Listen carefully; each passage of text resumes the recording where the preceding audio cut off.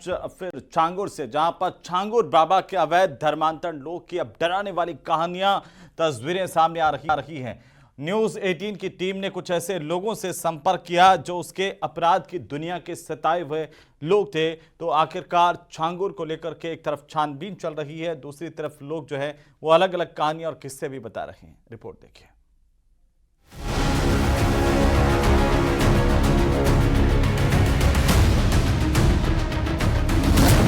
छांगुर बाबा के अधर्म लोक का डरावना सच। मेरी लड़की चौथे महीने की 2 तारीख को गायब हो गई। पीड़ितों ने बताई छांगुर बाबा की हकीकत। छांगुर के गुर्गे हैं इसके चाचा लोग, वो मुझे धमकी दे रहे हैं, जान से मारने की धमकी दे रहे हैं। रेप, धमकी, ब्रेन वॉश, जमीन पर कब्जे की साजिश। कहा गया था कि अब हम दादरी में बाबरी बनेगी। खाड़ी देशों तक छांगुर के जुर्म का जाल। कहाँ है आपकी बेटी, कुछ मालूम है? इसके बारे में हमें कुछ नहीं पता है, कहाँ पर दुनिया में है कि या नहीं, हमें नहीं पता। जलालुद्दीन उर्फ छांगुर बाबा के अपराध की आंच ने कितने परिवारों को झुलसाया है, ये खबर इसी की पड़ताल करती है। न्यूज़ 18 इंडिया ने उन लोगों से संपर्क किया है जिन लोगों को छांगुर बाबा ने न सिर्फ अपने जुर्म के जाल में फंसाया, बल्कि जब से उन्होंने मीडिया में आकर छांगुर बाबा के अपराध की दुनिया का सच सार्वजनिक किया है, तब से उन्हें जान से मारने की धमकी दी जा रही है। गांव में जो छांगुर के गुर्गे हैं इसके चाचा लोग, वो मुझे धमकी दे रहे हैं, जान से मारने की धमकी दे रहे हैं। और ये मुझे ही धमकी दे रहे हैं जो गोपाल राय जी हैं, विश्व हिंदू रक्षा परिषद के राष्ट्रीय अध्यक्ष जी, उनको भी धमकी दे रहे हैं। बोले जो तुम्हारा गुरु है, जो तुम्हें देख रहा है, जो तुम्हारा उठा रहा है ना, उसको भी हम जान से मार देंगे। और अभी मेरे पे दोबारा मारपीट हुई है यहाँ से गाँव जाने के बावजूद। जब हमारी प्रेस कॉन्फ्रेंस 14 तारीख को हुई थी, उसके बावजूद मारपीट हुई है। धमकी रास्ते में मुझे मिली थी, मैं सुनाना चाहूंगी। और एक संजय शर्मा जी हैं, इन लोगों ने 3 लाख रुपए मेरे सामने ले लिए थे, जो छांगुर के गुर्गे फरमान लोग हैं जिन्होंने गैंगरेप किया, जो वसीम का चाचा है।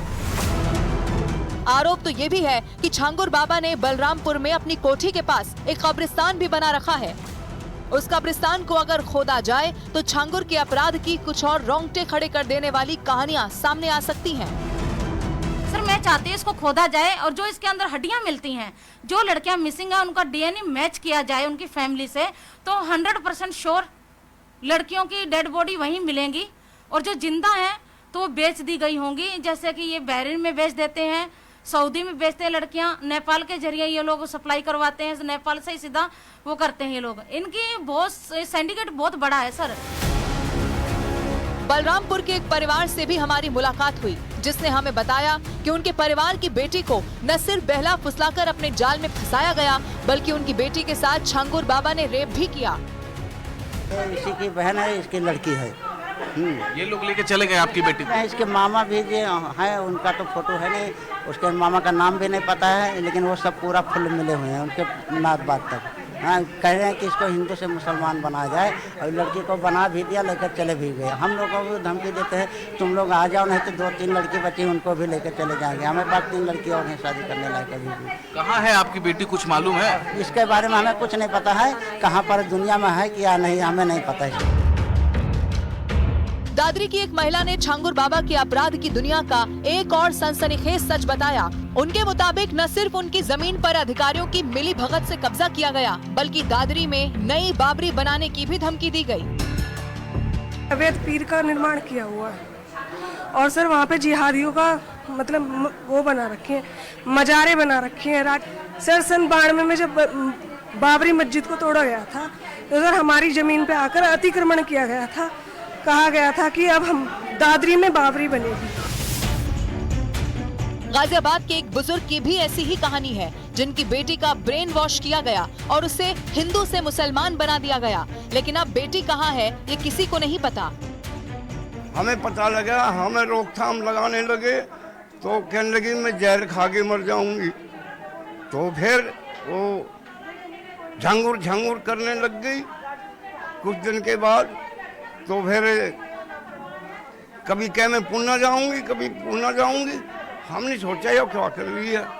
फिर मैंने एक दिन टीवी देखा, टीवी में झंगुर का जो कर्म खराब था वो मैंने देखा, तो मेरे डाउट हो गया कि कभी इसी के चुंगल में ना हो।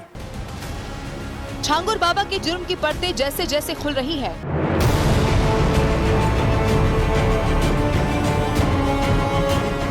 बिहार में चुनाव आयोग के वोटर वेरिफिकेशन प्रक्रिया का विरोध अब संसद तक पहुंच चुका है और देश तो उधर दिल्ली में संसद परिसर में विपक्ष ने जोरदार प्रदर्शन किया। सभी विपक्षी सांसद एसआईआर के खिलाफ प्रदर्शन करते हुए दिखाई दिए हैं और इस दौरान राहुल गांधी और अखिलेश यादव भी प्रदर्शन में शामिल हुए। तो प्रियंका गांधी ने वोटर लिस्ट रिवीजन को लेकर के बड़ा हमला बोला है। इन्होंने इसे लोकतंत्र का कत्ल बताया। ये रिपोर्ट देखिए।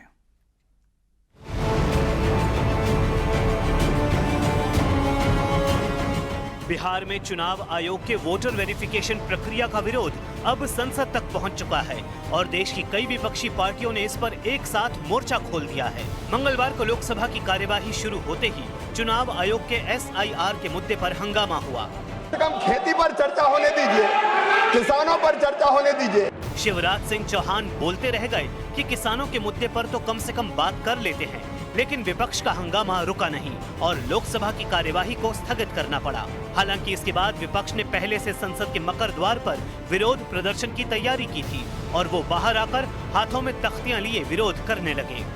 कि भारतीय जनता पार्टी किसी को वोट नहीं डालने देना चाहती और बिहार में जिस तरीके की कार्रवाई चल रही है, इसी तरह उत्तर प्रदेश में जानबूझ करके भारतीय जनता पार्टी ने इलेक्शन कमीशन से मिलकर के और प्रशासन के सहारे बड़े पैमाने पर वोट काटे थे और बूथ पर भारतीय जनता पार्टी के लोग पता नहीं कौन सी मशीन रखते हैं कि अगर आपको वोटर आईडी चाहिए जो आपका इलेक्शन कमीशन बनाता है वो 5 मिनट बना देते हैं। सदन के बाहर प्रदर्शन में अमूमन सभी विपक्षी पार्टियां एक साथ विरोध कर रही थी।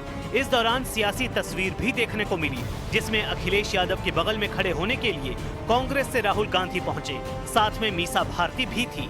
प्रदर्शन में कांग्रेस की प्रियंका गांधी और डीएमके की कनिमोझी करुणानिधि भी मौजूद थी। विपक्षी दल इस एक्सरसाइज को वापस लेने की मांग कर रहे हैं तो सरकार की ओर से कहा जा रहा है कि विपक्ष गुंडागर्दी पर उतर आया है। ये एक बहुत बड़ा और गंभीर मुद्दा है। लाखों मतदाता मतदान करने से वंचित रह जाएंगे, उनका नाम मतदाता सूची से कट जाएगा अगर ये एसआईआर चलता है तो ये एक बहुत बड़ा चुनावी घोटाला है। इस पे सदन के अंदर चर्चा होनी चाहिए और एसआईआर पर रोक लगनी चाहिए। ये आम आदमी पार्टी का स्टैंड है। गांव की कहावत है, रोने का मन हुआ तो आंख में गड़ा खुट्टी।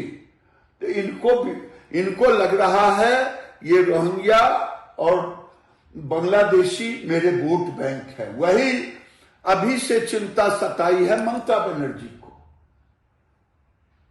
कहीं न कहीं दाल में काला है, तभी तो ये चिंता सता रही है। जिस तरह से बिहार से निकलकर ये मुद्दा दिल्ली तक जा पहुंचा है और देश भर की क्षेत्रीय पार्टियों ने भी वोटर वेरिफिकेशन के खिलाफ मोर्चा खोल दिया है, उससे लग रहा है कि अब इस मुद्दे को इंडिया गठबंधन ने एनडीए के खिलाफ एजेंडा बना लिया है, क्योंकि बिहार के बाद बाकी राज्यों में भी ये प्रक्रिया लागू होगी।